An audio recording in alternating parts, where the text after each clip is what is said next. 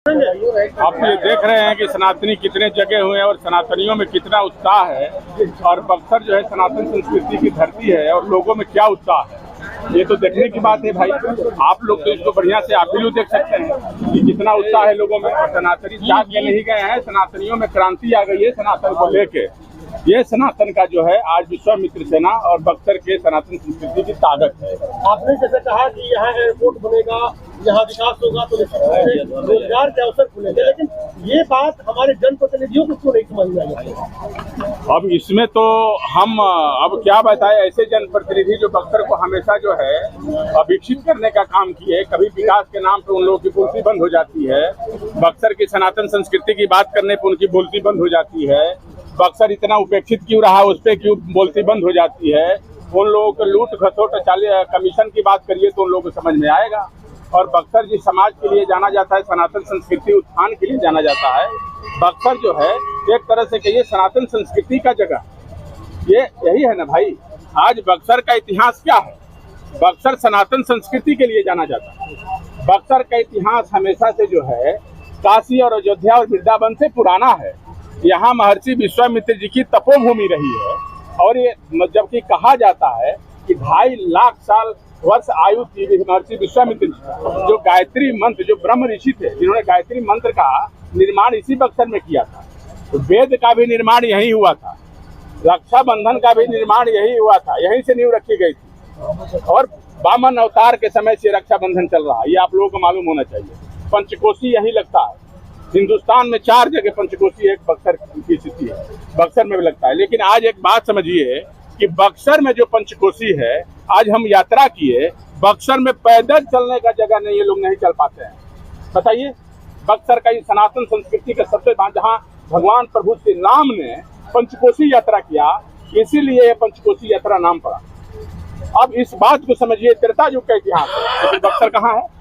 बक्सर के पास एक भी कोई बाहर के लोग आएंगे तो अब क्या दिखाइएगा कि महर्षि विश्वामित्र जी का आश्रम कहाँ है, कहाँ तपस्या करते थे, कहाँ बैठते थे, भगवान राम कहाँ शिक्षा लेते थे, कहाँ तड़का वध हुआ था, तड़का नाला कहाँ है, आज तड़का नाला की स्थिति क्या है, आपके पास क्या है?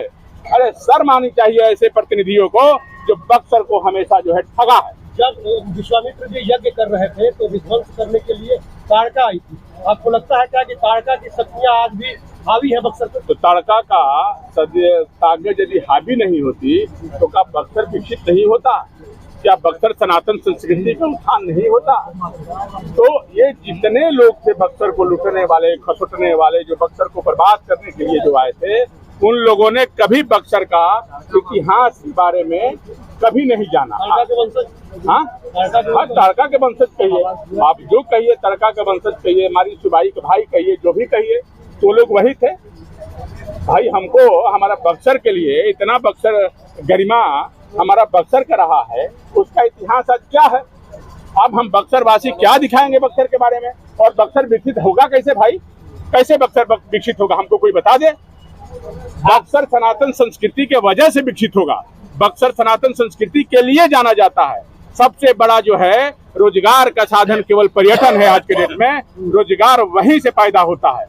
आज जाइए, बनारस जाइए, काशी जाइए, अयोध्या जाइए, उत्तराखंड चले जाइए, जो कि सबसे पहाड़ी, जो हजारों फुट नीचे पहाड़ी में लोग रोज दर्शन करने रिक्श लेके जाते हैं, वो सनातन की शक्ति है। आज उत्तराखंड में भी आज उसी पे सरकार चल रही है। कुंभ मेला आप लोगों ने देखा ना, कितना 3 लाख करोड़ का रेवेन्यू हुआ उत्तर प्रदेश सरकार को। लेकिन हमारा मिनी काशी जो बक्सर कहा जाता है, आज उसका इतिहास क्या है? आज हम अपने राम को कहाँ दिखाएंगे? हमारे राम का कर्म भूमि कहाँ रहा है? युवा काल का राम विश्वामित्र जी का तपोभूमि कहाँ रहा है? कहाँ तपस्या करते थे?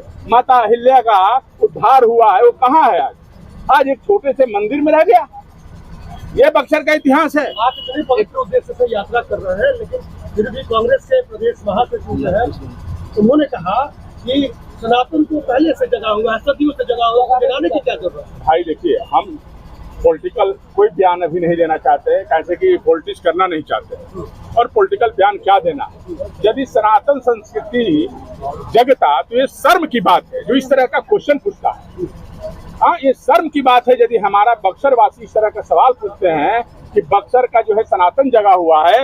यदि बक्सर का सनातन जगह होता तो आज विकसित बक्सर होता अयोध्या की तरह और काशी की तरह और वृंदावन की तरह। आज हमारे और आपके बच्चे मजबूर होकर पढ़ने के लिए बनारस और कहीं जगह एडमिशन नहीं करवाना होता और हॉस्पिटल के लिए पटना और काशी नहीं जाना पड़ता, आपका बक्सर में सारी सुविधा मिलता। हम बताइए कहाँ सनातन जगह है? लगता है